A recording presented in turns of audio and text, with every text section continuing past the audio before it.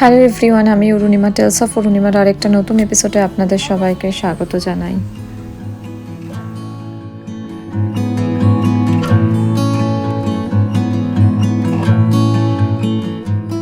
তো মন্ট্রিয়ালে ফেরিস হুইলটা চড়ার পর আমরা বায়োডোমের জন্য রওনা দিয়ে দিয়েছি। তো ফেরিস হুইল থেকে বায়োডোম যেতে গাড়িতে 15 মিনিটস মতো লাগে। তো এখন আমরা বায়োডোম যাচ্ছি।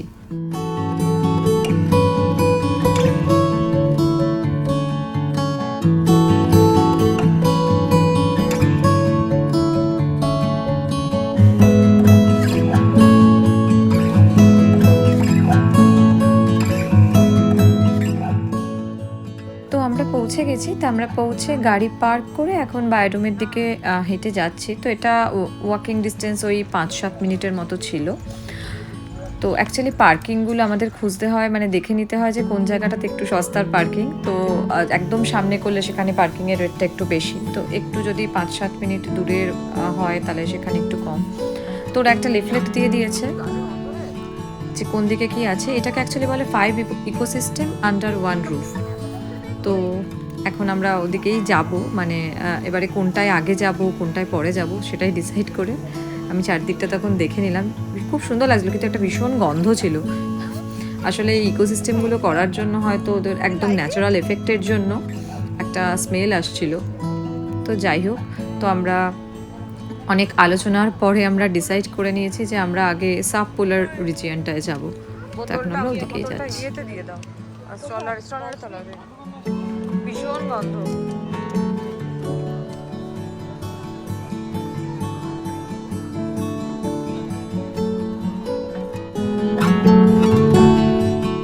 তো এই সাবপোলার রিজিয়নের যে দেওয়ালটা দেখছেন, এটা কিন্তু পুরোটাই বরফ দিয়েই তৈরি করা।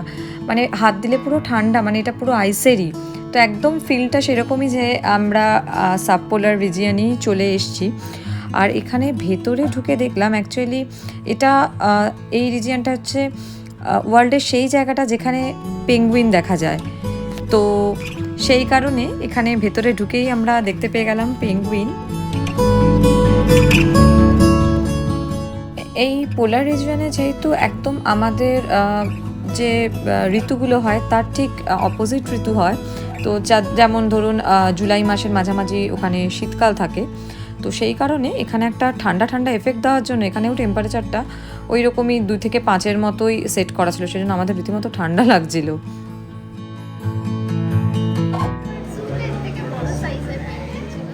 পেঙ্গু কেমন লাগলো? পেঙ্গু দেখেছিস? পেঙ্গুকে হাই করেছিস? ও, কি খাচ্ছিস এখন? কে দিয়েছে? তো আমরা এখন পেঙ্গুইন দেখে আমরা দেখি আর কি কি রয়েছে। তো ওরা আমাদের একটা লিফলেট মতো দিয়ে দিয়েছে বায়োডোমে কি কি রয়েছে। তো আর এখানে অলরেডি লেখাও রয়েছে। তো আমরা এখন এইগুলো ডিরেকশন দেখেই আর কি যাব। তো বাকি বন্ধুরা আসুক, তারপর যাচ্ছি। এবার আমরা চলে এসেছি ল্যাব্রাডর কোস্টে। তো এটা হচ্ছে আটলান্টিক মহাসাগর আর ল্যাব্রাডর উপকূলের ঠিক সাউথের দিকে যেরকম সিনিক বিউটি রয়েছে সেটাকেই দেখানো হয়েছে।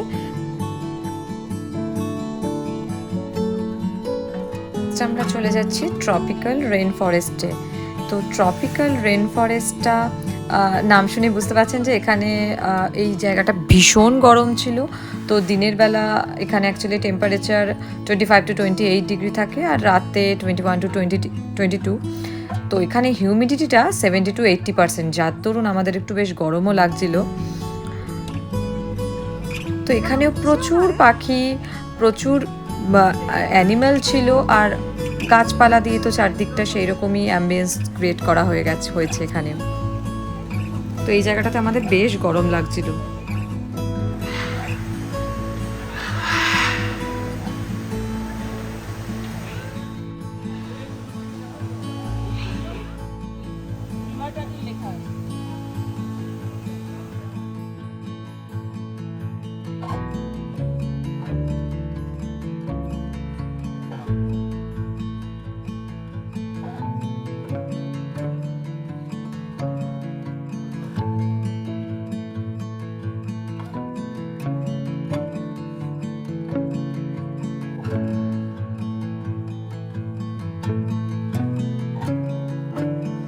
অ্যানাকন্ডা লেখা আছে। ওই যে অ্যানাকন্ডা এখানে। আরে ও ওরে বাপ খতরনাক এটা। এর এখানে কাপকেক রাখে।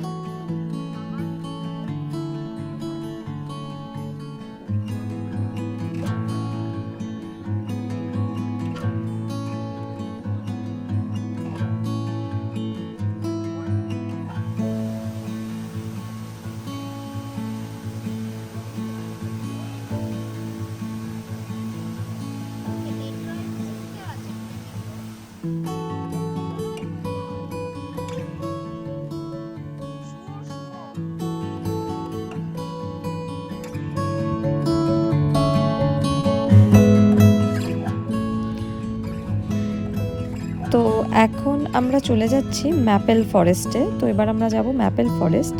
তো ম্যাপেল ফরেস্টটা হচ্ছে টিপিক্যাল কিউবেকের ফরেস্ট।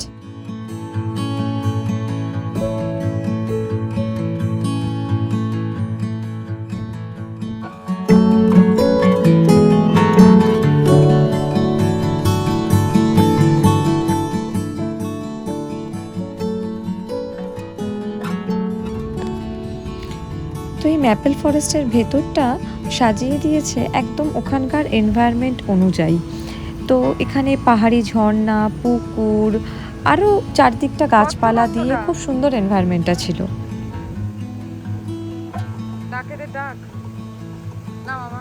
ওইটা কি কুমির নাকি জলে? ওটা কি শিল ফিল মতো মনে হয়। না না না, ওইখানে একটা কিছু একটা বড় জন্তু।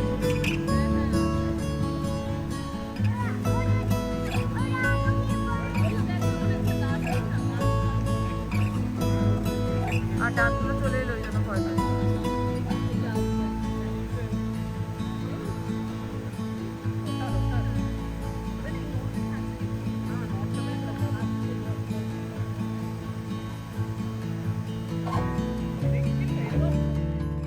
এবারে আমরা চলে যাব last ecosystem, Gulf of Saint Lawrence.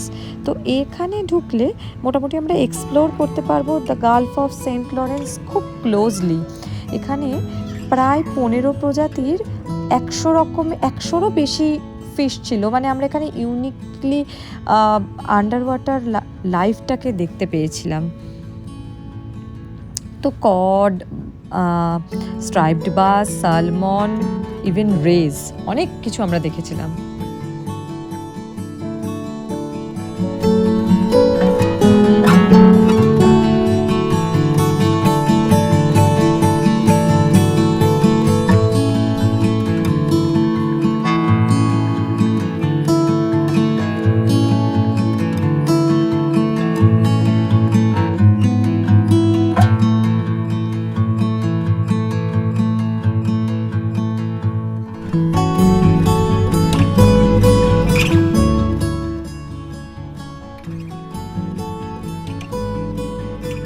ছোট একটা ওটা কি মাছ মামা?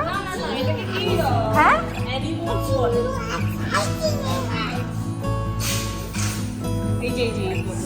একটা অক্টোপাস আছে।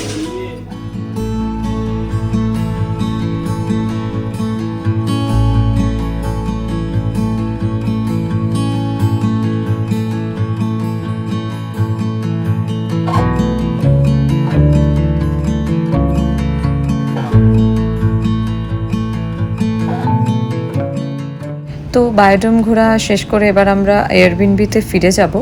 তো একটু তার আগে যাওয়ার আগে আদ্রাকে একটু খাইয়ে নেব। তো ভিডিওটা যদি ভালো লেগে থাকে তাহলে অবশ্যই লাইক করবেন আর কমেন্ট করে জানাবেন আপনাদের বায়োডোম কেমন লাগলো। আর যারা প্রথম দেখছেন তারা সাবস্ক্রাইব করতে ভুলবেন না। সবাই ভালো থাকবেন, সুস্থ থাকবেন। দেখা হবে নেক্সট ভিডিওতে। টাটা।